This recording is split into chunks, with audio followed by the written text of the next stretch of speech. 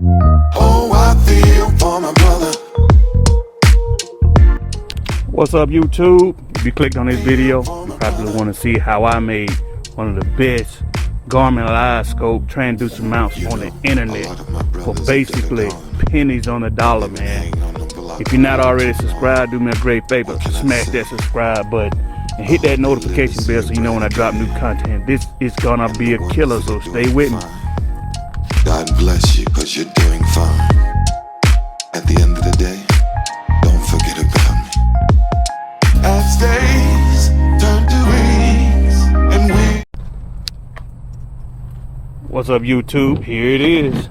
It's that transducer mount pole mount I was telling you about. Ingenious, quite simple to make, very inexpensive contraption by my own design. First and foremost, the primary gadget that holds this whole component together is something very simple and inexpensive to buy. You can find these all day long on Amazon.com. These are inexpensive metal RAM mounts. They come in various sizes, so no matter what size you want to make for this particular mount, they got the size for you. This is the size B. This is a small one, but the thing about it is the small one is very inexpensive and is able to hold up to the weight of something very simply made, that's light made, like this pole mount that I designed right here. I designed it for the whole point of having it light and compact and convenient to use. So the first component you want to get your hands on is this B size RAM mount. Like I say, find them on Amazon all day long. Maybe $25. Great investment, but this is the secret to the whole RAM mount. I mean the whole Livescope mounting transducer mount right here. This RAM mount. Go get you one of these first. Second thing you're gonna need to do is figure out how you want to mount this thing on your boat. Excuse my boat, hadn't been home in weeks, man, so it's a little dirty. I got leaves falling from the trees on top of it, so disregard that. I'll have to clean it up in a little bit. But the first thing you need to do before you try to install or put this thing together is figure out where you want to put this thing, where you want to mount it.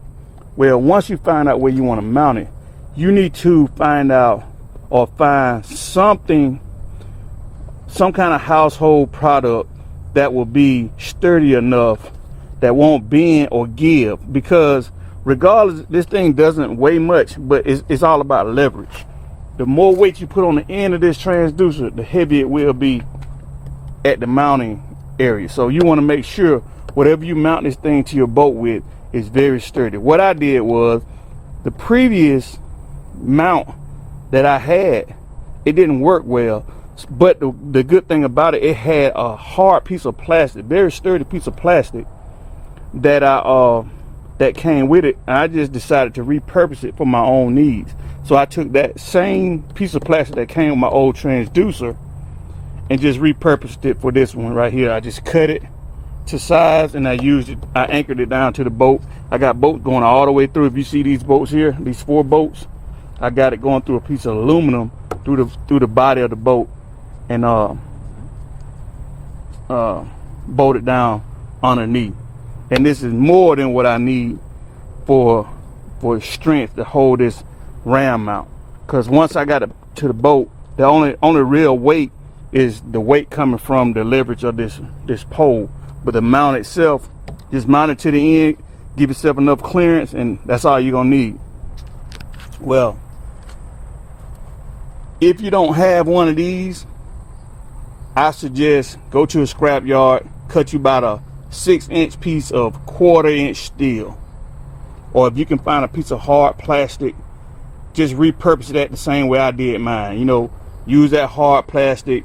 I wouldn't suggest wood unless if you take that same wood and maybe put some fiberglass or something that'll make it water sealed, that'll probably work. But you definitely want something that's very solid that won't give for your base.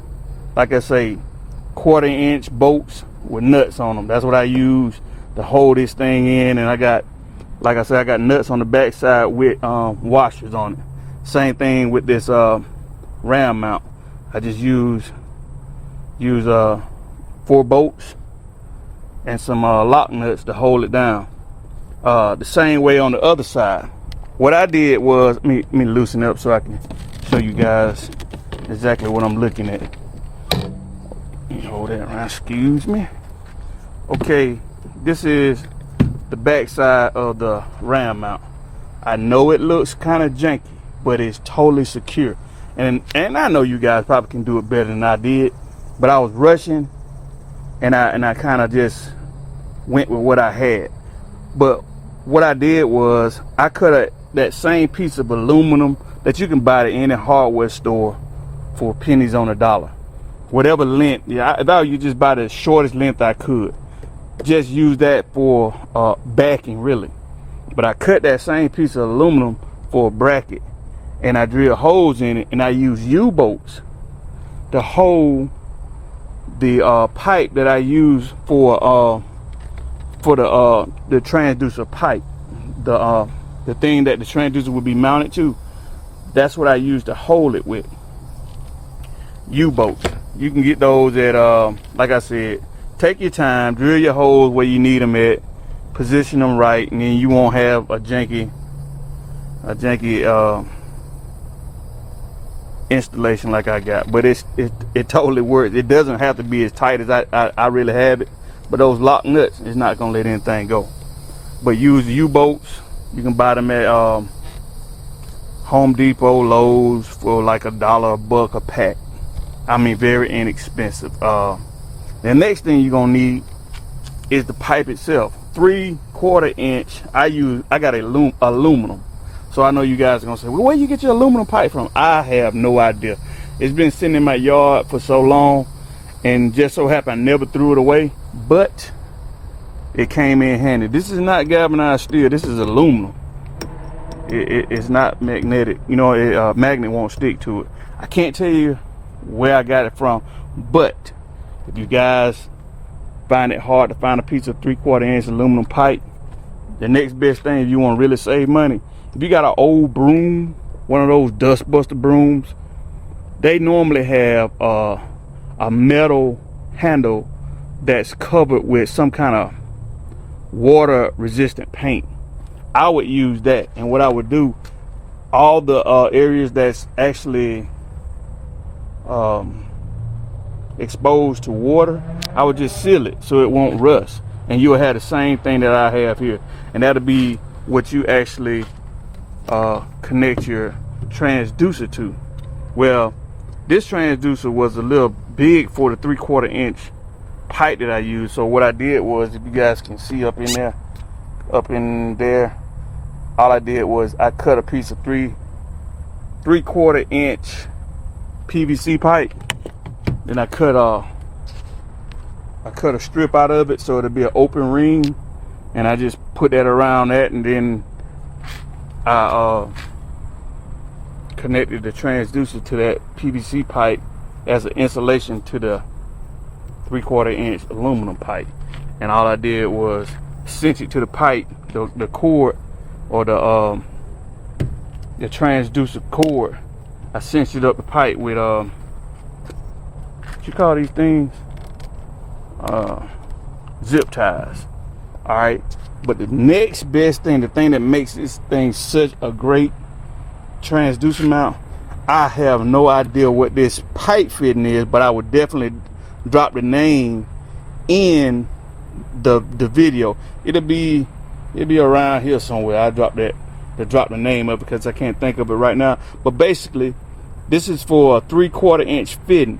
You screw these things, you put your pipe down through the turning fitting first, then the fitting, and then you tighten it with a top fitting. And the more you tighten it, the more snug it gets. So basically what you're gonna do is you're gonna tighten it where it's snug enough that when you turn the transducer, it'll turn, but once you turn it, it stays in position. It creates enough friction that it just don't turn freely in the water. You get what I mean? And basically, once you do that, I mean, you can turn the transducer any way you want to, but it just won't free turn. It won't just fall down in the water. It has enough friction on it to hold it in the same position. The next thing, after you cinch it up all the way to the edge, I took a elbow PVC for a 3/4 inch elbow, and what I did was I drilled a hole through that elbow and also through the 3/4 inch pipe.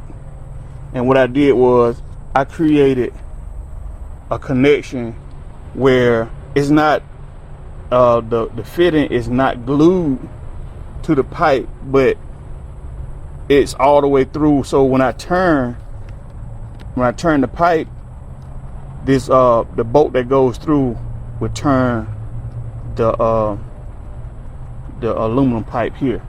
And then after that, all I did was that same elbow, put a little glue in there and connect it with another PVC 3/4 inch piece of PVC pipe, or whatever size you can get to fit that, you know what I mean?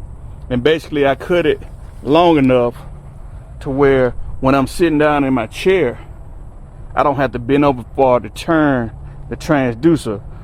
You want to always fish where you're just making micro adjustments. You don't want to have to make huge adjustments like that, because if you make huge adjustments like that, the transducer can be away from your body, if you understand what I mean.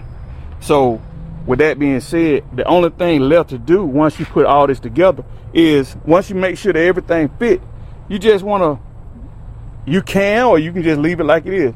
Maybe paint the pipe whatever color you want it to be and add a grip at the end. Paint this same color as your pipe and everything will be pretty much uniform, I should say.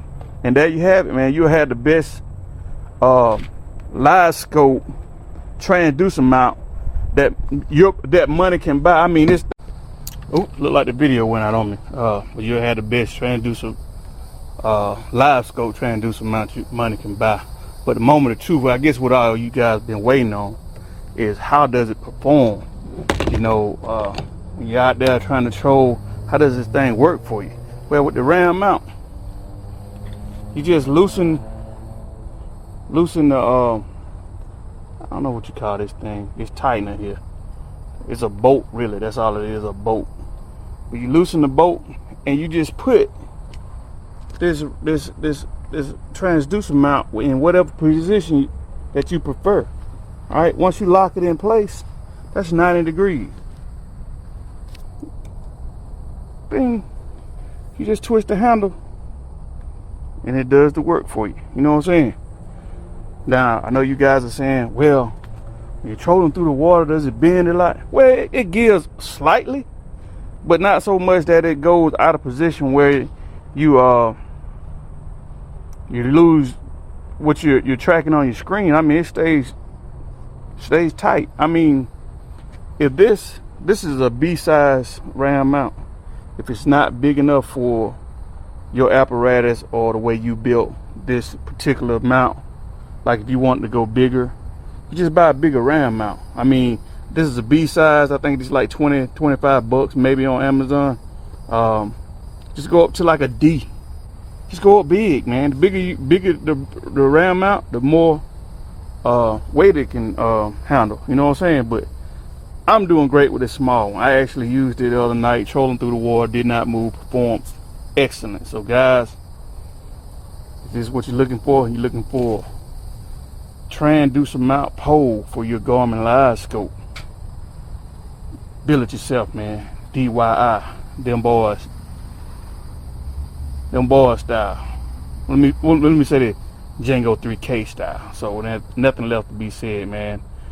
Hit that subscribe button, man. Check that notification bell and check us out when we do our live video broadcast, man. We're having a great time and we're dropping some great nuggets of information, man. I'll holler at you guys. Peace.